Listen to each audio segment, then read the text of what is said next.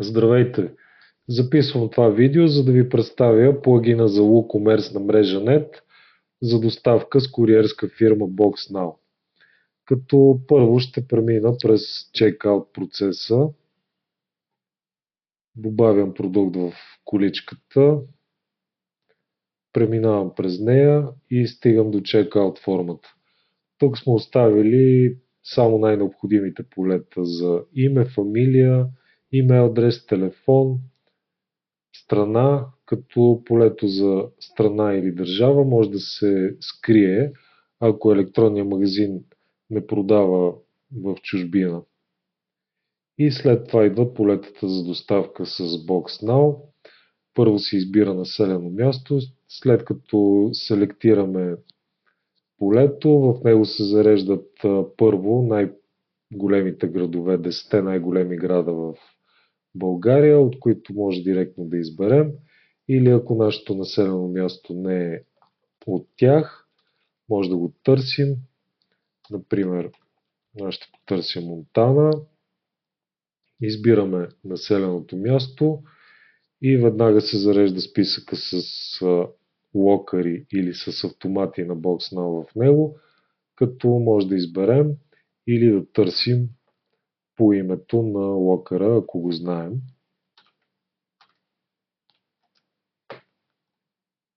Също така, ако не знаем кой е най-близкият до нас локър, може да го изберем от интерактивната карта. След като намерим нашия локър и кликнем върху логото на BoxNow, той автоматично се селектира. Преди да завършим поръчката, обръщам внимание, че събирането на наложен платеж от BoxNow е малко по-специфично, тъй като клиентите е необходимо да платят с карта, с банкова карта и за това има три варианта. Единият е да изключим предлагането на метода за плащане при доставка, когато е избран метода за доставка с BoxNow. Другия вариант е да разрешим метода за плащане при доставка. И третия вариант е да разрешим метода за плащане при доставка, но да се визуализира това предупреждение, след като се селектира. Завършвам поръчката. След като завърша поръчката, в Thank You страницата мога да видя локъра, който съм избрал. По същия начин локъра се е записал и в имейла, който ще получа. И сега ще ви покажа как се конфигурира плагина в бекенда на магазина. Сега ще ви представя как да настроим WooCommerce за работа с метода за доставка BoxNow. Влизаме в WooCommerce, в настройки,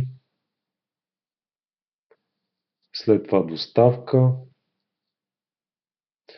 В зони за доставка е необходимо да създадем зона за доставка България или както е тук, зона за доставка в Европа.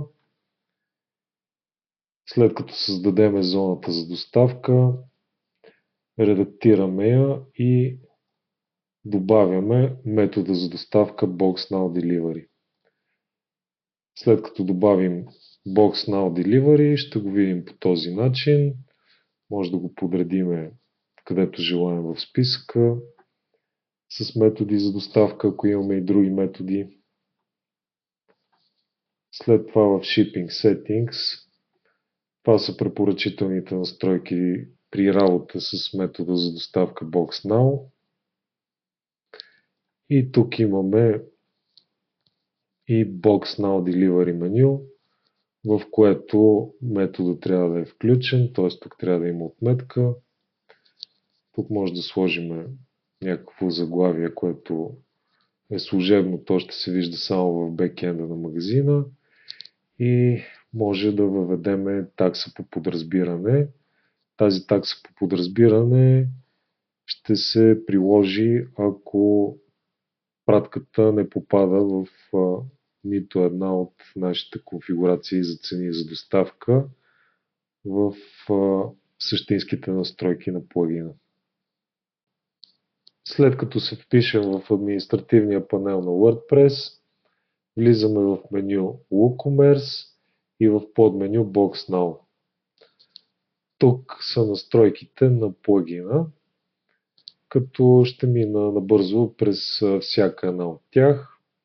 API URL, тук избираме дали ще работим в продукция, т.е. в реална среда или ще тестваме плагина, в зависимост от това на какъв етап сме от интеграцията на куриера и какви данни за достъп са ни предоставили от BoxNow.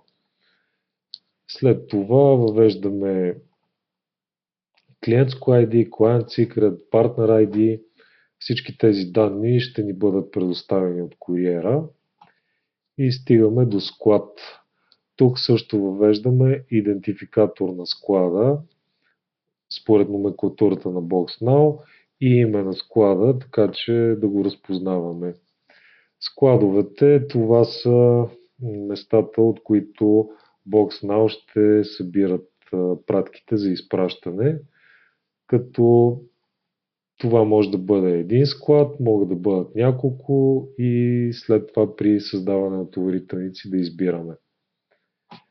Тук имаме бутон за обновяване на адресите на BoxNow, като това може да направим ръчно чрез бутона, а плагина го прави автоматично ежеседмично. Позиция в Checkout страницата, от тук избираме къде да се визуализира формата за избор на локър в страницата за завършване на поръчката, като стандартно по подразбиране изглежда така, а допълнително може да се настрои да изглежда по този начин, т.е. формата да е под бутона за избор на метод за доставка. След това избираме дали да се показва изображението, логото на куриера или да се изписва с текст. Тук може да въведем описание, което да се вижда в чекаут формата. Описание на метода за доставка, може да го оставим празно. Тук избираме дали да се визуализира интерактивната карта за избор на локър. След това може да въведем тегло по подразбиране на нашите продукти, ако имаме продукти без въведено тегло, и размер по подразбиране. Тук е важно да отбележа, че плагина има функция автоматично да преценява в какъв шкаф ще се побере пратката или в какъв шкаф, в какъв размер на шкафа и в колко на брой шкафа. Следващата настройка, тя е по-техническа. Тук може да промените това число, ако вашия хостинг сървър е слаб или ако вашия хостинг сървър има ограничения на заявките към него в секунда и изпитвате проблеми при търсене на населени места. Но това е малко вероятно да се наложи. След това от тук избираме дали с метода за доставка BoxNow ще предлагаме наложен платеж или не и дали да се изписва предупреждение за клиента, че наложения платеж се събира с плащане с банкова карта. Проверка на размера на продукта. Тази настройка, ако бъде включена, плагина ще прави проверка преди достигане до чекаут формата, дали избраните от клиента продукти, добавените продукти в кошницата, ще се поберат в шкафовете на BoxNow и ако продуктите са по-голями от максимално допустимия размер на шкафа или са по-тежки от максимално допустимото тегло, няма да се предложи метод за доставка BoxNow в checkout формата, ако тази настройка е включена да. начин на отваряне на PDF етикета в нов таб или да се сваля на компютъра ни. И последната настройка е цени за доставка. Тук може комплексно да настроим цени за доставка в зависимост от класа на доставка на продуктите, минимално, максимално тегло, минимална и максимална цена на количката. Като може да добавиме колкото желаем на брой правила, включително и да добавиме правило за безплатна доставка, каквото виждате тук на втория ред. Това бяха настройките на плагина. Сега ще премина към създаване на товарителница и принтиране на товарителница към поръчка.